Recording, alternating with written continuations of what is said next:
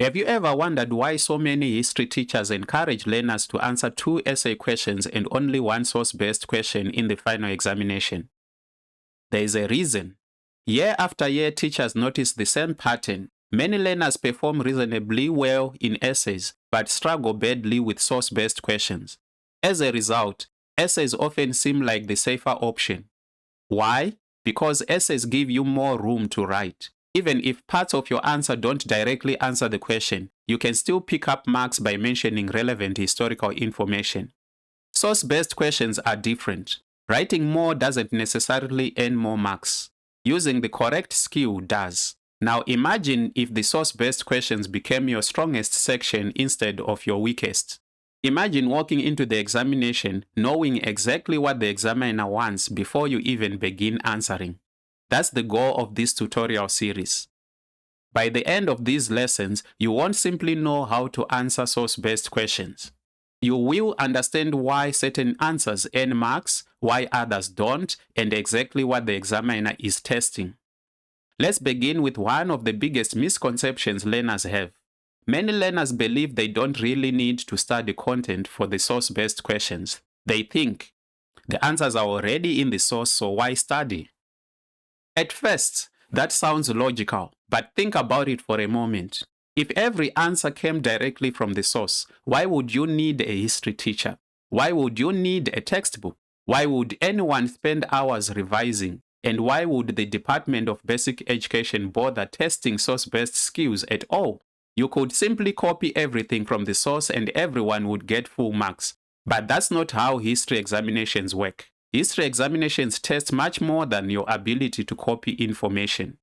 Yes, some questions require extractions, but many others require you to understand information, interpret meaning, explain ideas, analyze evidence, evaluate sources, compare evidence, and make historical judgments. In other words, history isn't about testing how well you can copy. It's testing how well you can think. Now, here is something that surprises most learners. A typical source-based question is worth 50 marks. So let me ask you something. How many of those 50 marks do you think usually come from simply copying information directly from the source? Take a guess.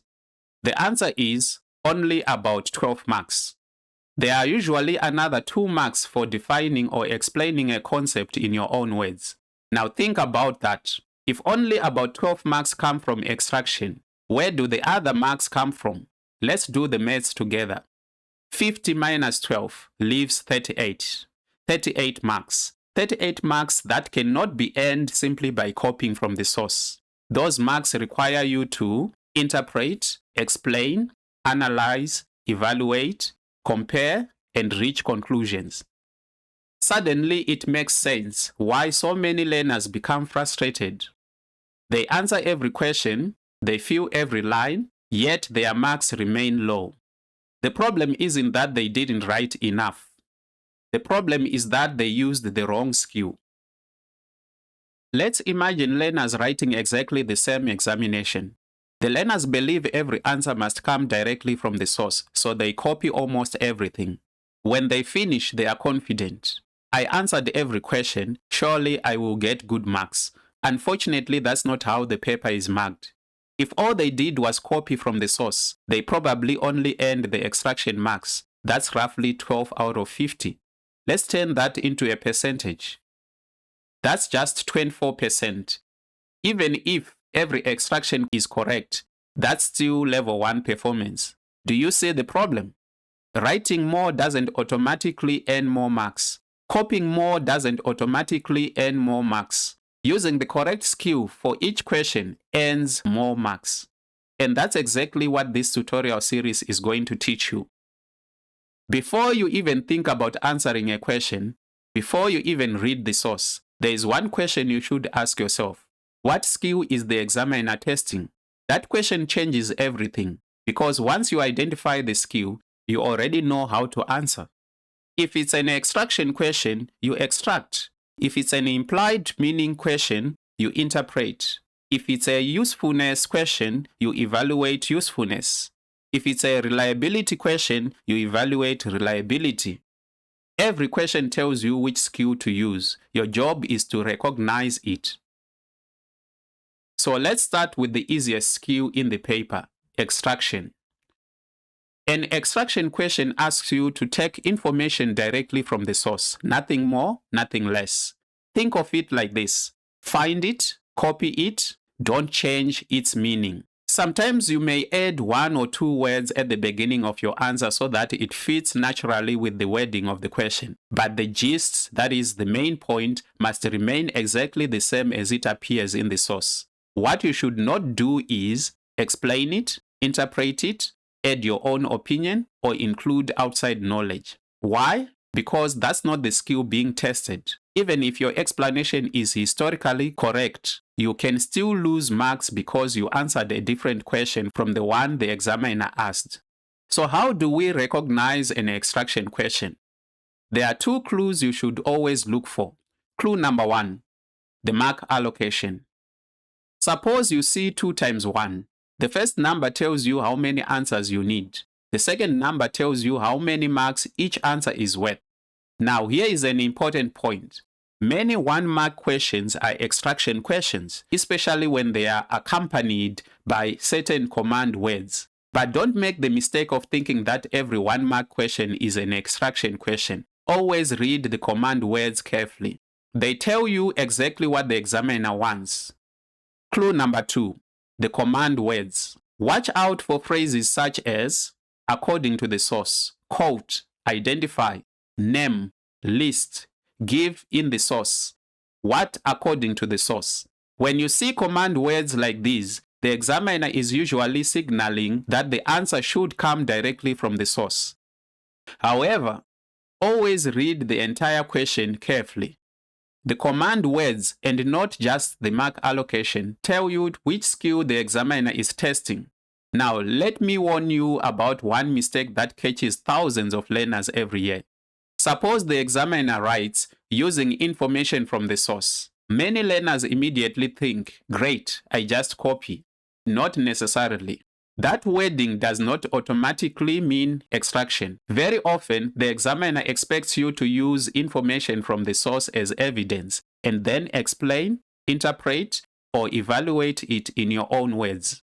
So never decide based on one phrase alone. Instead, ask yourself 3 questions. What is the mark allocation? What are the command words? What exactly is the examiner asking me to do? Once you answer those 3 questions, you will usually know which skill you need before you even begin reading the source. Now that you know the 2 biggest clues to identifying an extraction question, it's time to put them into practice. We will use question 3 from November 2025 DBE History Paper 1. But before we begin, I want you to make one small change in the way you approach source-based questions. Most learners read a question and immediately start looking for the answer. Don't do that. Instead, ask yourself this first. What skill is the examiner testing? Only after you have answered that question should you begin searching for the answer. We are not looking for answers yet. We are only identifying which questions require extraction.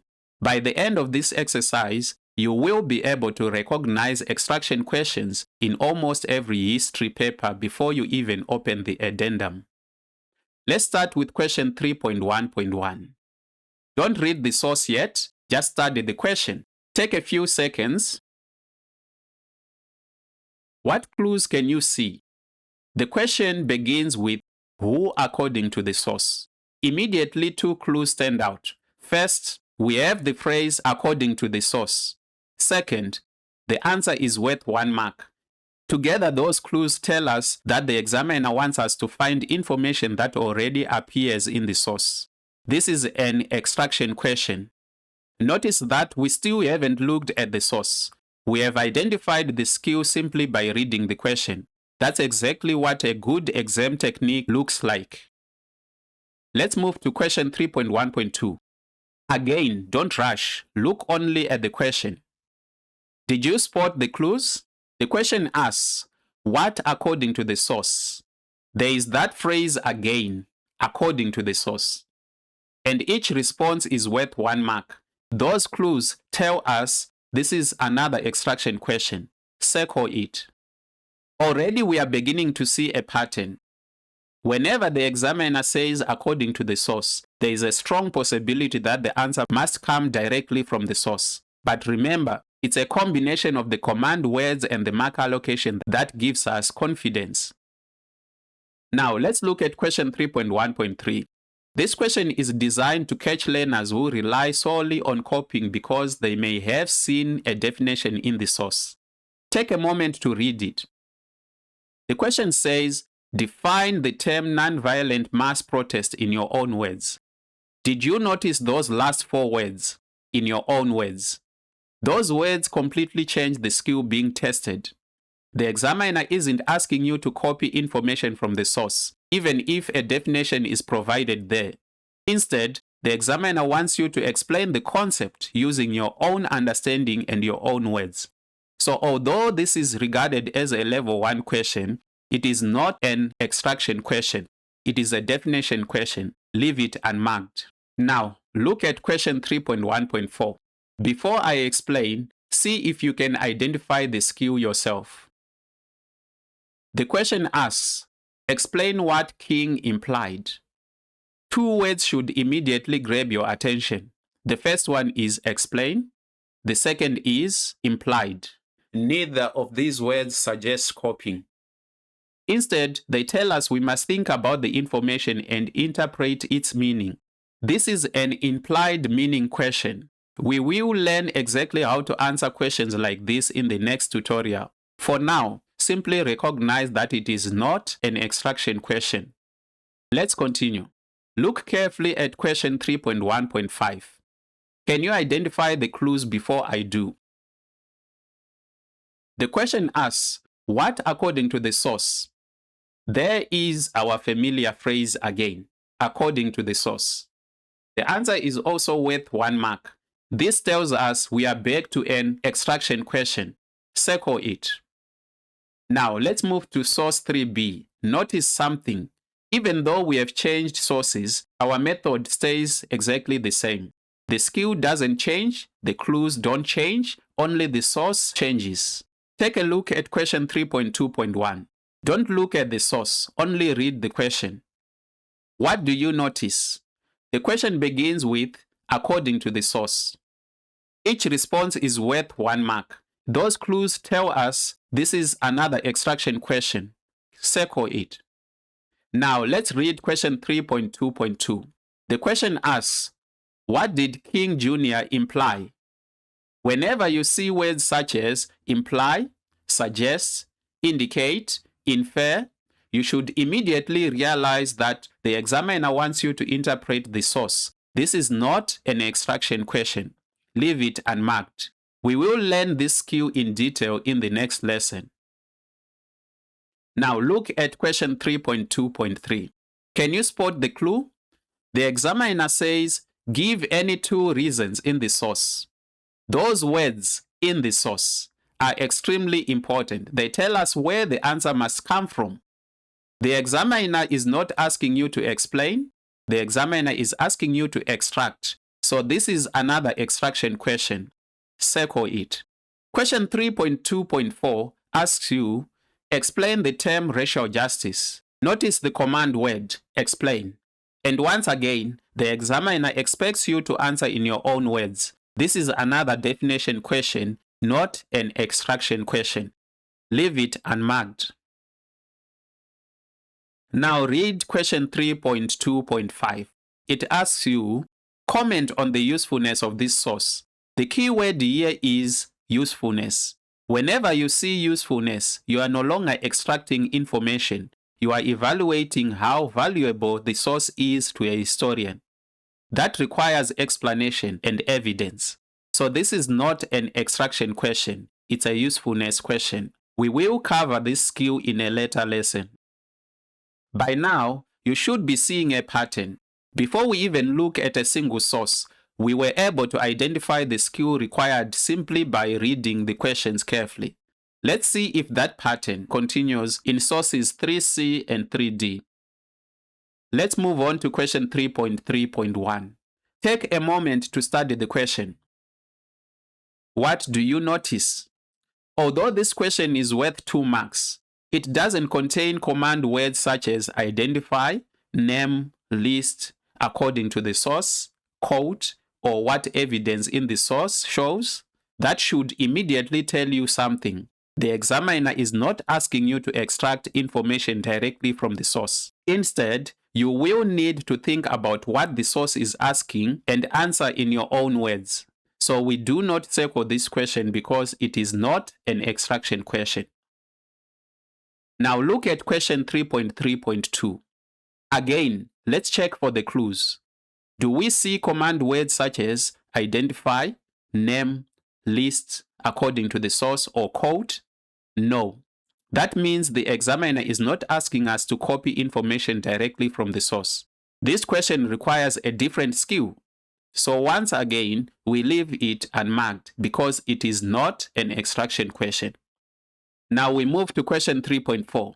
This question is different from everything we have looked at so far. Instead of focusing on one source, the examiner asks you to compare 2 sources. Whenever you are asked to compare sources, you are no longer extracting information. You are analyzing how the sources are similar or different, and then explaining your answer using evidence from both sources. So this is a comparison of sources question. We will cover this skill in its own lesson later in the series. Let's move on to question 3.5.1. By now, you should be able to recognize the pattern yourself. The question is worth 1 mark, and the wording tells us the answer comes directly from the source. So this is an extraction question. Circle it. Question 3.5.2 follows exactly the same pattern. Again, the answer is worth 1 mark, and the examiner expects you to extract the required information directly from the source. So this is another extraction question. Circle it as well. Now look carefully at question 3.5.3. This is where many learners make a mistake. Notice that the examiner is no longer asking you to identify, name, list, or quote information from the source. Instead, you are expected to think about the evidence and answer in your own words. That tells us immediately that this is not an extraction question. It requires interpretation rather than copying. Finally, we reach question 3.6. This is the paragraph question. By now, you already know that this isn't about copying information from the sources. Instead, you must write a well-structured paragraph using evidence from the sources and your own historical knowledge. Notice something important. The examiner often says using the information in the relevant sources and your own knowledge. Many learners see the words using information from the sources and immediately think they should copy. That's one of the biggest mistakes you can make.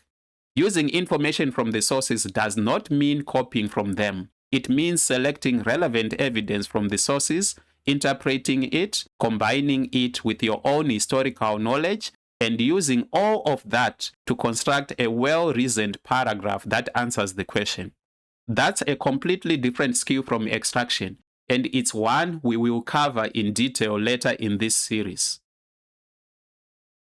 Now we have identified every extraction question in question 3. The next challenge is finding the answer. This is where many learners lose valuable time. They begin reading the source from the first line, then the second, then the third, hoping the answer will somehow jump out at them. That's slow, and in an exam, every minute counts. There is a much faster way. Instead of letting the source guide your reading, let the question guide your search. Think of yourself as a detective. A detective doesn't search an entire city looking for one person. They follow clues. And in a history exam, the biggest clues are already hidden in the question. Every extraction question begins with a word. That word tells you what type of information you are looking for. Who. Whenever you say the word who, immediately think, I'm looking for a person or a group of people. So instead of reading every line, scan the source for people's names, organizations, political parties, governments, or titles such as president, prime minister, or chief. The question word has already narrowed your search. What? If the question begins with what, you are looking for an idea, a policy, an event, an action, a thing, or a concept.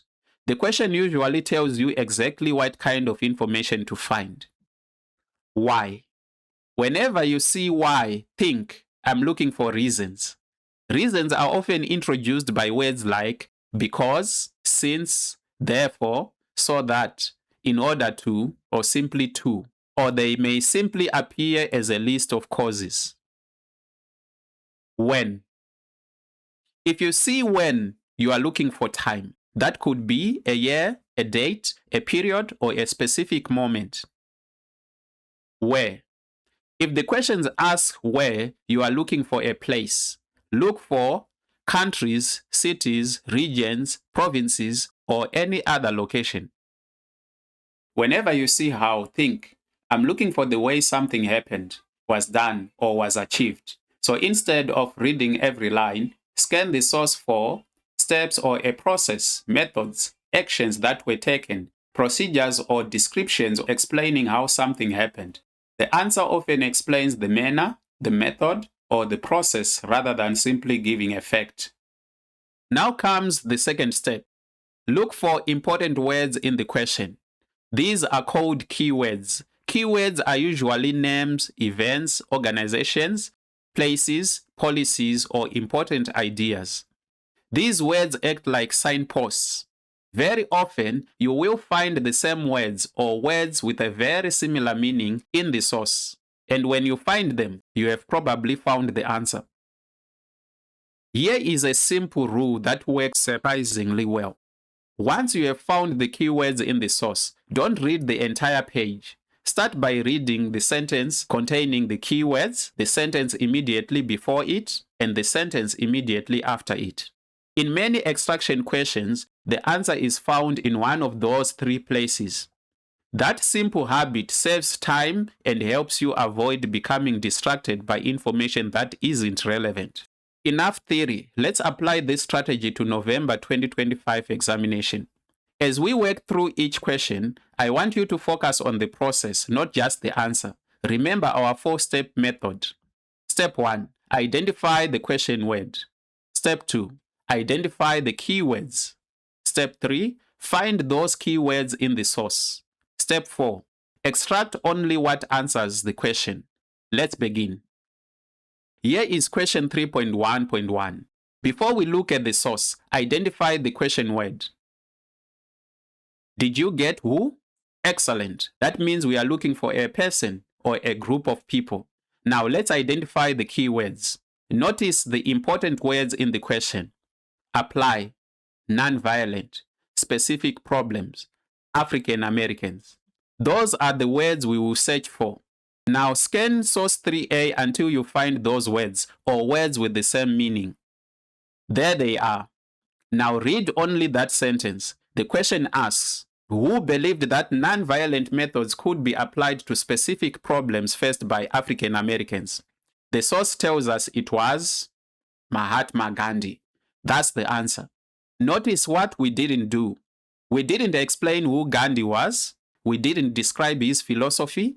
We didn't add outside knowledge. We simply extracted the information the examiner asked for. Now let's try another one. Question 3.1.2. Again, don't start with the source. Start with the question. What's the question word? That's right. What? So we are looking for information or ideas. Now, identify the keywords. Look for sermon, president of Howard University, Mordecai Johnson. Those are very specific clues. Now scan the source.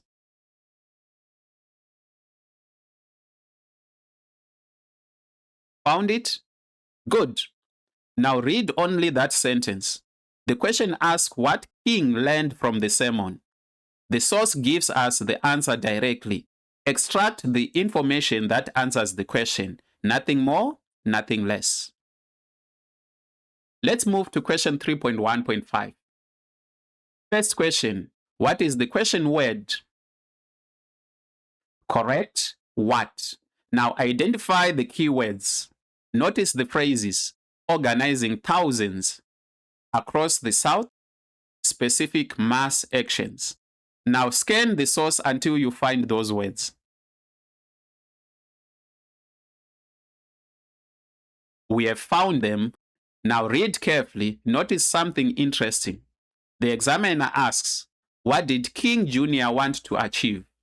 Those words, wanted to achieve, tell us we are looking for King's purpose. The answer appears immediately after the keywords in the source. Simply extract the relevant phrase or phrases. There is no need to explain them because this is an extraction question. Now let's move to source 3b. Question 3.2.1 has the word why. Immediately we know we are looking for reasons. Next, identify the keywords. The question mentions militant massive non-violence, riots. Now, scan the source until you find those words. Once you have located them, read the sentence containing those words and the sentence immediately after it. The source then provides the reasons.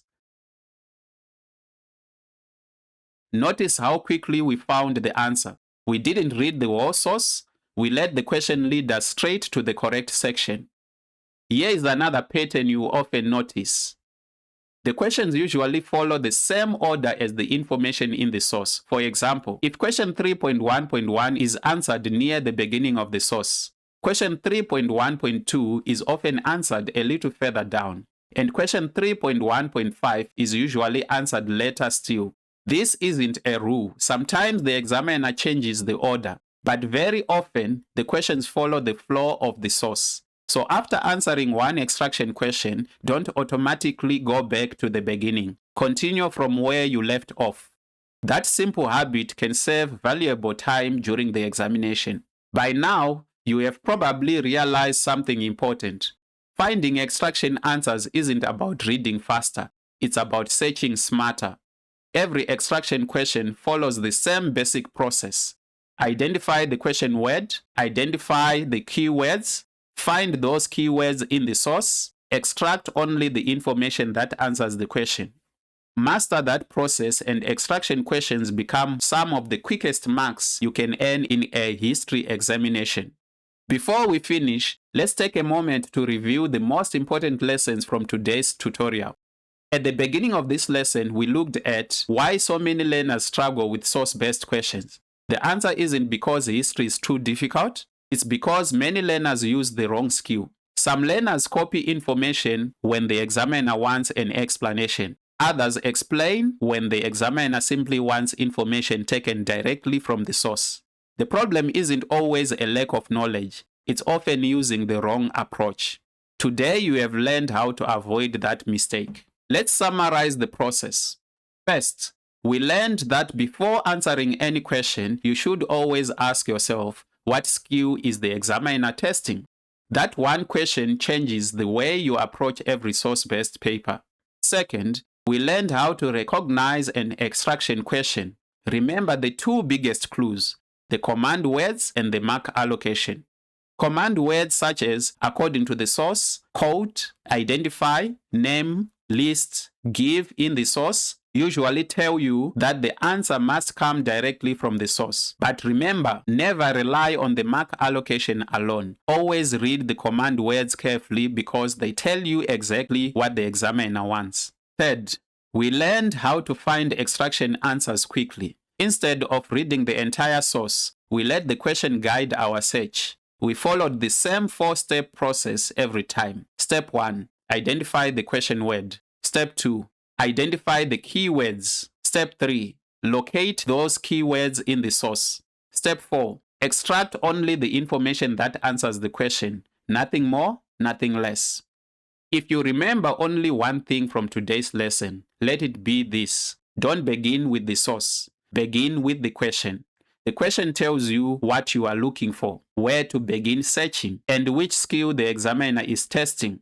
Once you understand the question, finding the answer becomes much easier.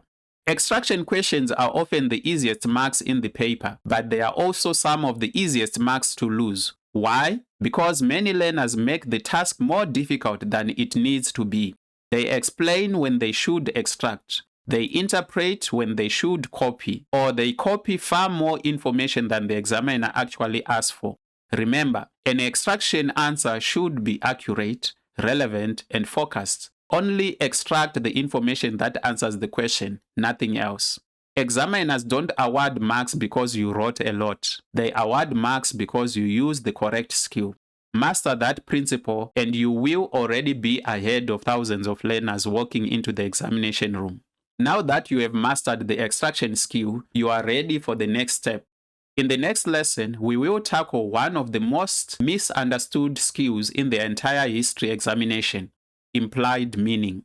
Many learners lose easy marks because they answer what the source says instead of what the source suggests. You will learn how to recognize implied meaning questions instantly, what the examiner is really asking, the most common mistakes learners make, and how to answer confidently in your own words without copying from the source.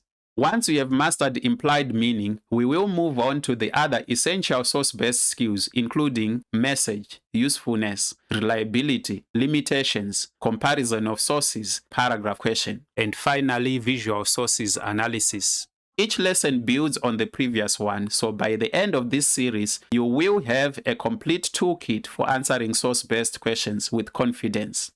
If you found this lesson helpful, please give it a thumbs up and subscribe to the channel so you don't miss the next lesson. If you would like to support the creation of more free history tutorials like this, you can also use the Super Thanks button below. Every contribution helps me create more lessons to help learners prepare for their examinations, and I truly appreciate your support. And if you know someone who is struggling with history source-based questions, share this video with them. They might be just one strategy away from improving their marks. Thank you for watching. Keep practicing and keep thinking like a historian. I will see you in the next lesson on implied meaning.